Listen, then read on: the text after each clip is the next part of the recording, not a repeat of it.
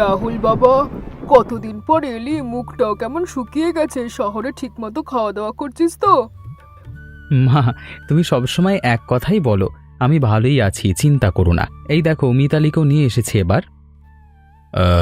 বৌমা, বাড়িতে স্বাগতম। আমাদের এই গ্রামের বাড়িটা কেমন লাগছে তোমার? বাবা, খুব সুন্দর লাগছে। শহরে তো এমন খোলামেলা উঠোন দেখাই যায় না। এখানে এসে মনটা খুব হালকা লাগছে। এবার তো বর্ষার পুরো ছুটিটাই থাকবে বাবা, তাই না? এতদিন পর তোদের কাছে পেয়ে মনটা ভরে গেল। হ্যাঁ মা, দিন 15 ছুটি নিয়ে এসেছি। এবার তোমাদের সাথে জমিয়ে সময় কাটাবো। আরে দেখো দেখো, হঠাৎ কেমন বৃষ্টি নেমে গেল। তাড়াতাড়ি ঘরে চলো, সবাই ভিজে যাবে তো। হ্যাঁ হ্যাঁ, তাড়াতাড়ি চলো। রাহুল মিতালিকে নিয়ে ভেতরে যা, আমি ব্যাগগুলো তুলে নিচ্ছি। মা, আমিও সাহায্য করছি ব্যাগ তুলতে। এই বৃষ্টিতে সব ভিজে যাবে তো। থাক থাক বৌমা, থাক। তোমরা আগে ঘরে যাও, আমরা সামলে নিচ্ছি। প্রথম দিনই ভিজে অসুস্থ হয়ে যেও না যেন। রাহুল, তুই মিতালিকে নিয়ে তাড়াতাড়ি ঘরে যা। আমি আর তোর বাবা এক্ষুনি নিয়ে আসছি এগুলো। খেয়ে এসেছে দেখি। আরে রাহুল, এতদিন পর মনে পড়লো বাবা। ঠাকুমা, তোমাকে ভুলি কি করে বলো তো? তোমার হাতে রান্না না খেলে তো আমার শহরের জীবনই অসম্পূর্ণ থেকে যায়। ওমা, হে বুঝি সেই সুন্দরী বউ? এখন তো নতুন বউ পেয়ে বুড়ি ঠাকুমাকে ভুলে যাবি তুই।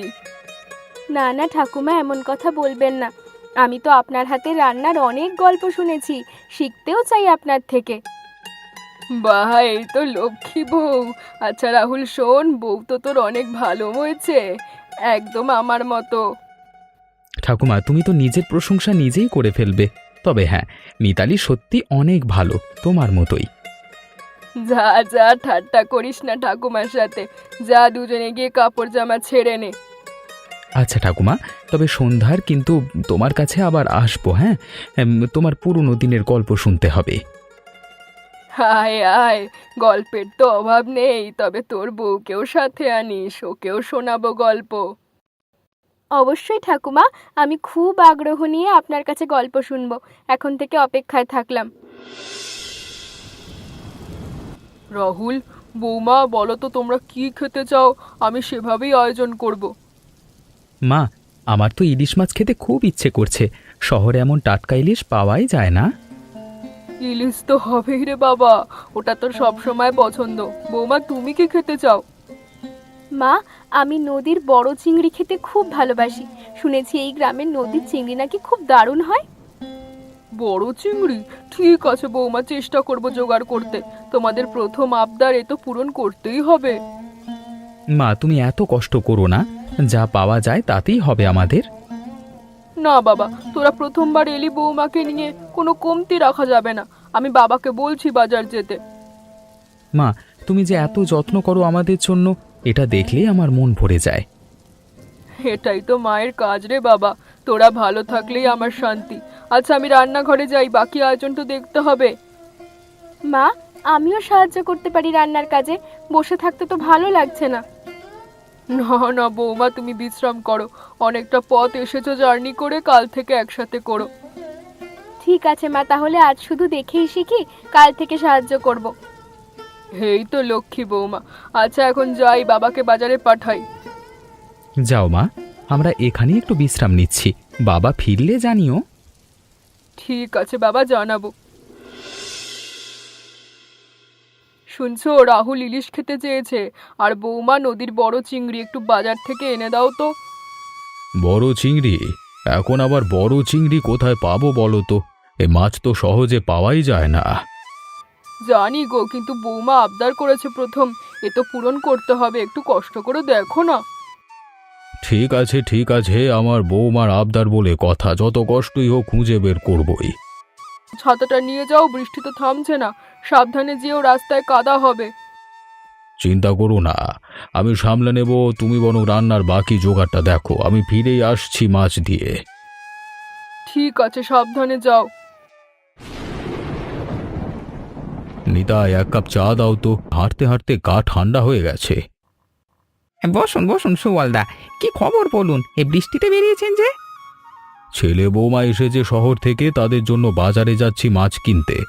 ইলিশ আর বড় চিংড়ি চেয়েছে ওরা। বড় চিংড়ি? সুবলদা, এই বৃষ্টির সময় বড় চিংড়ি পাওয়া তো বেশ কঠিন। আমাদের এই বাজারে তো সচরাচর পাওয়াই যায় না। তাহলে কি করি বলো তো? বৌমা প্রথমবার আবদার করেছে, ফিরিয়ে দিতে তো মন চাইছে না। আপনি বরং পাশের গ্রামের ওই বড় হাটে যান, ওখানে জিনিসপত্র অনেক বেশি পাওয়া যায়, নিশ্চয়ই কিছু একটা মিলবে। ঠিক বলেছ নিতাই, চাটা শেষ করি পাশের গ্রামের হাটের দিকে রওনা দেব তাহলে। সাবধানে যাবেন সুবলদা, রাস্তা কিন্তু এই বৃষ্টিতে পিচ্ছিল হয়ে থাকবে। হ্যাঁ, ধন্যবাদ নিতাই, তোমার পরামর্শটা কাজে লাগবে। চাটাও দারুণ হয়েছিল আজকে। হ্যাঁ, আপনার জন্য সময়টাই সেরা, মানে সবসময় সেরাটাই দিই সুবলদা। আর যান যান, বৌমার আবদার তো পূরণ করতেই হবে। হ্যাঁ, তাই তো যাচ্ছি। আচ্ছা, চলি এখন।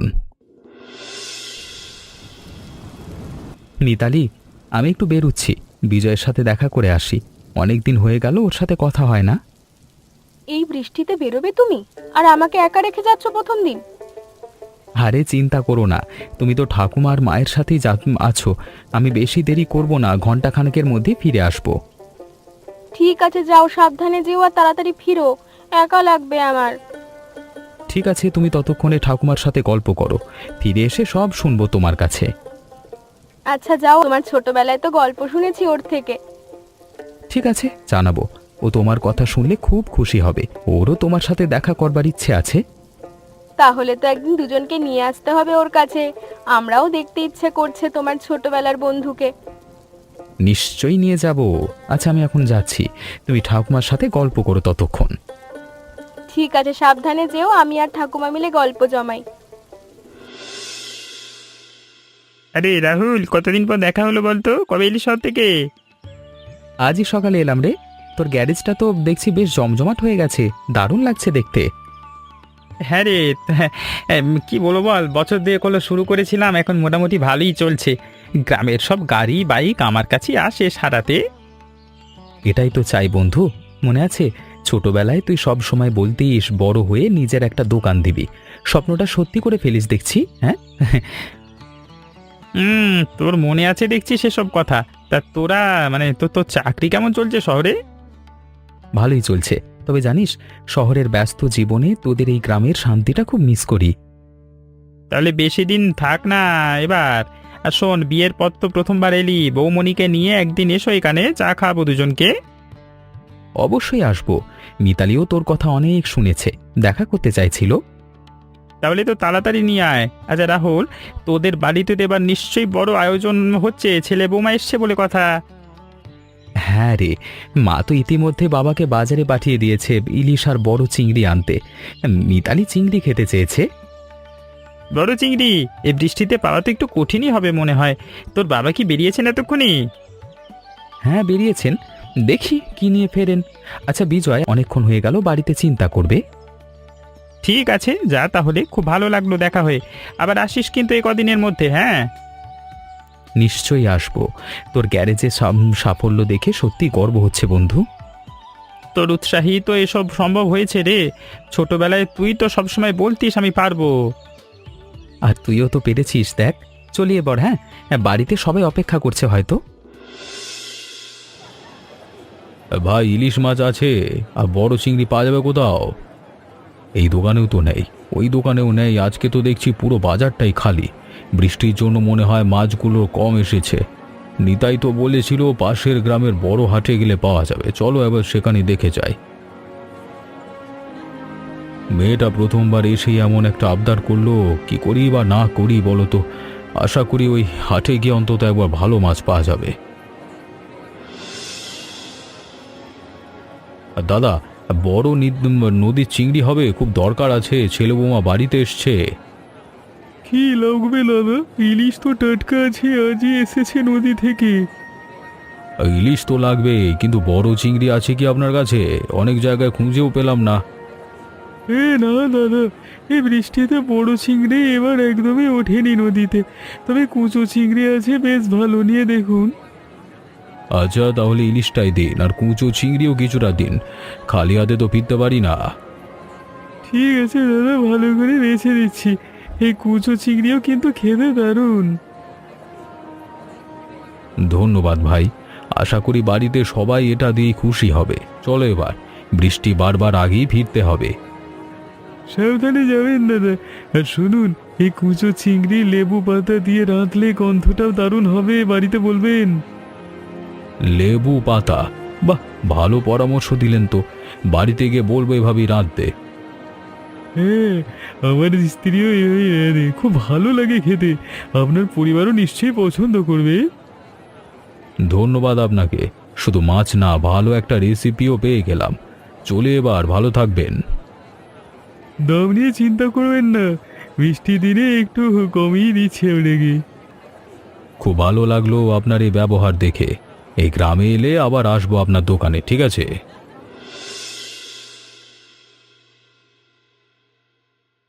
কমলা, আরে বড় চিংড়ি তো কোথাও পেলাম না গো। পুরো বাজার আর পাশের গ্রামের হাট চষে ফেললাম। আহা, এত কষ্ট করে গেলে তাহলে কি নিয়ে এলে? ইলিশ পেয়েছি টাটকা, আর কুঁচো চিংড়ি নিয়ে এসেছি। বড়টা এবার নদীতে উঠেই নিয়ে শুনলাম বৃষ্টির কারণে।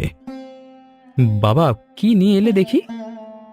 বড় চিংড়ি পাইনি বাবা, তবে এই কুঁচো চিংড়িটা বেশ ভালো লাগছে দেখতে।